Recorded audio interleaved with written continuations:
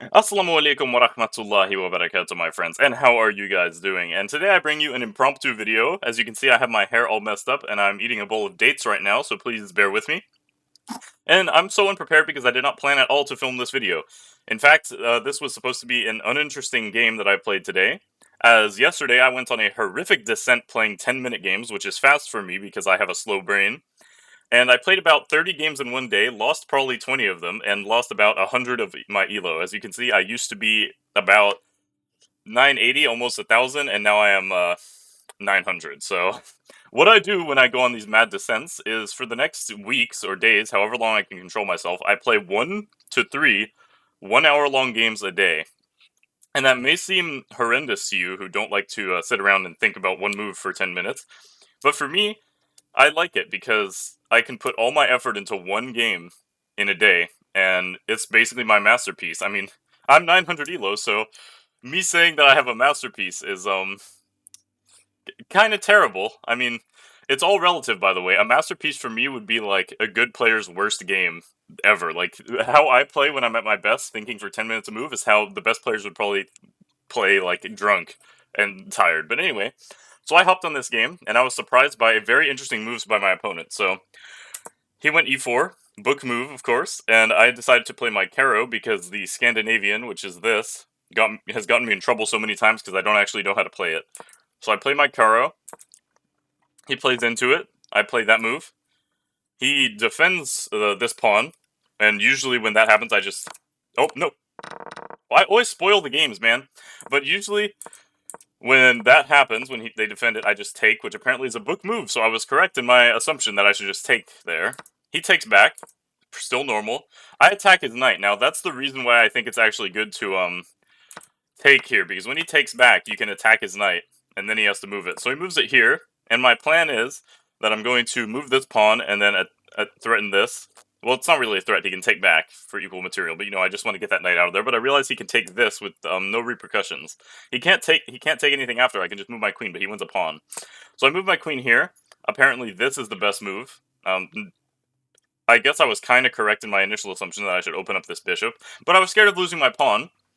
So I did that move. It's I guess it's good according to the engine. He moves his queen out, and I'm like, this is a 1 hour game, and we're not even in like 200 elo where you'd expect this. Why is he moving his queen out? But apparently it's a good move, so who cares? I move here to open up my bishop, since this square is now protected, and I no longer have anxiety of the knight taking it. And he moves there. It's actually a confusing move, and this is where the confusion started, because I don't know where he's trying to go.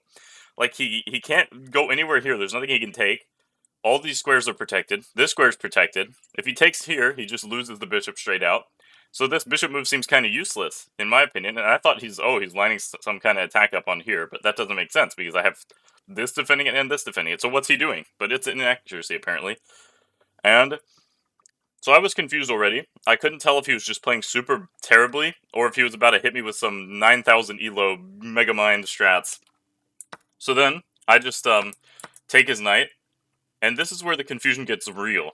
He doesn't take back. He instead sacrifices a bishop for a pawn instead of taking back. This is a mistake. And I don't know why he decided to do a desperado with a bishop that he wasn't going to lose to start with. So I just take that with the bishop, of course, because I'm still suspicious of what he's doing with the queen, and I don't really want to destroy my pawn structure just yet.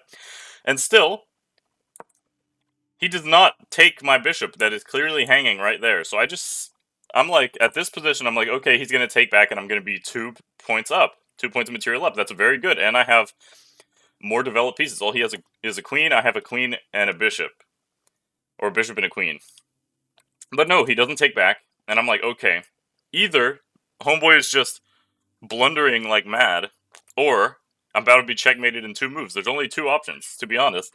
And I was terrified. So I thought for about, I don't know, maybe 5 minutes on this move, and I decided to just give a check. And at this point, the opponent closed out of the browser, and the time ran out. He did not resign. He just closed out the browser. So my theory is, and I had no idea what the evaluation here was. So I was thinking, when I see the evaluation here, hi birdie. When I see the evaluation here, it's going to be like 10 points in his favor because he's doing some Megamind trap that he saw on the Bobby Bo show, on YouTube Shorts. I mean, you have to know this. I thought he's playing one of those, but no. The evaluation is 5 for me in this position, and now it's 4.7. You know, I kind of just ruined it by 0.3, but you know, it's fine. I mean, dude wasn't going to come back from this. And at this point, before I made this move, he exited out the browser here, and by the time I made this move, he had auto disconnected. So my theory is either this guy was playing horrendously drunk or horrendously tired. Well, he wouldn't be horrendously drunk. Alhamdulillah. He wouldn't be horrendously drunk. He's from Pakistan. Hopefully he stays halal. But maybe he's horrendously tired because I don't know what time it is in Pakistan. Maybe it's like 2 a.m. Dude's playing on no sleep. I don't know why he's playing chess when he should be preparing to pray Fajr, but it's whatever. And and my second theory is that this guy's little brother asked to play games on his phone, and the game he opened up was chess. And for some reason, his little brother, who's 5 years old, decided to play a 1 hour chess game, and then decided to make these moves. And then his older brother, who's the guy who owns the account, came up, beat the devil out of his younger brother, and snatched the phone away. And then, in embarrassment, after seeing the position that his 5-year-old brother created, clearly not having watched Gotham Chess, he threw his little brother down the stairs and then closed the game to avoid embarrassment. That's my only theory. And I just wonder, do you guys have any stories of players who... Oh yeah, this was what I was planning for. This is like the best moves shown by the engine. This didn't actually happen. This is just what the game thinks would have been played next. And I was actually preparing for this move, so I saw one move ahead, bro.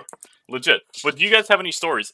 Birdie, be quiet. Do you guys have any stories about opponents who just played horrific moves and it either turned out to be genius or terrible? Like, I want to hear stories in the comments from you guys who thought that your opponent was blundering and you just got destroyed. Or you thought your opponent had a genius plan, but then they got destroyed. So just tell me those stories in the comments, because I just thought this game was really funny. And it's a really, really nice game to have at the start of my ascent back up to 1,000. Alright, assalamu alaikum, my friends, and have a good day.